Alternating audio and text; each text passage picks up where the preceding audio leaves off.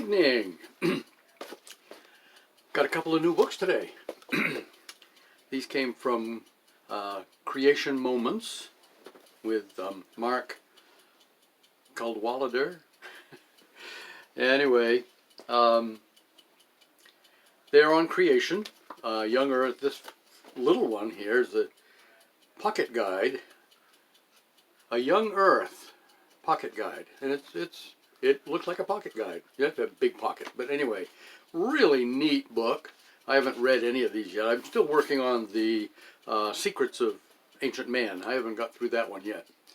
I don't have a lot of time to read these days. But anyway, this goes into radiometric dating, carbon-14 dating, a creationist puzzle. Where did the idea of millions of years come from? In case you're not aware, our planet, biblically speaking, and more evidence geologically speaking and archaeologically speaking, is probably between 6,000 and 7,000 years old. God created this universe mature. Let's put it that way. When he created it, it was done. It wasn't something that Big Bang and millions and gazillion years. Anyway, again, if you don't get Genesis right, you got a problem. And this next one is The 6 Days of Genesis by Paul F. Taylor. This one was by a number of different authors.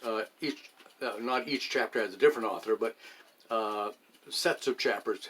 Ken Ham is in here too. He's the Answers in Genesis guy from the Ark Experience. We heard him speak when we went out there 2019, 6 years ago now. The end of this month, actually, 2019.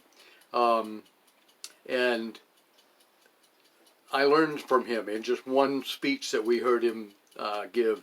It's like, I never thought of that before. I'll share that some other time. But anyway, this is the 6 days in Genesis.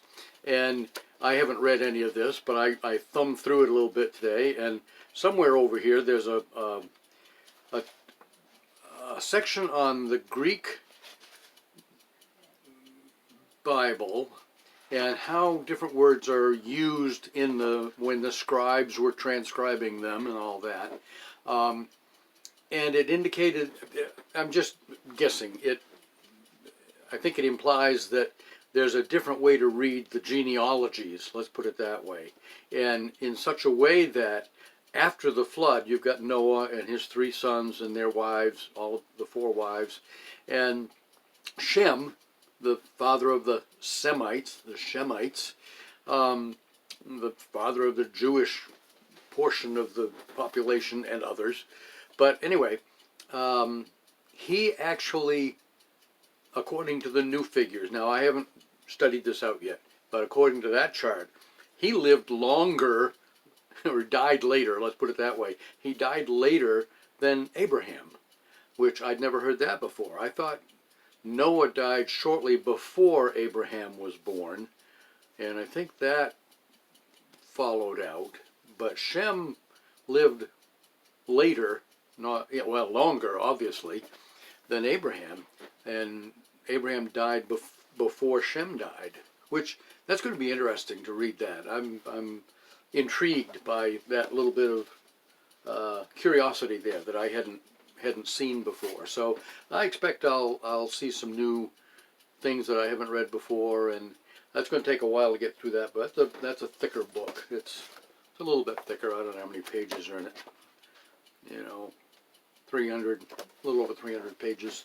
But I'll get to them because I'm very interested in Genesis studies. I've got a number of books. I had my best college professor probably was one I had for Old Testament survey, and he actually wrote the textbook we used, Dr. Eugene Merrill, and brilliant man, and I really appreciate his studies. I think my timer stopped. I've still got 30 seconds left. Maybe not. Maybe I need to get a new timer. Have a good evening.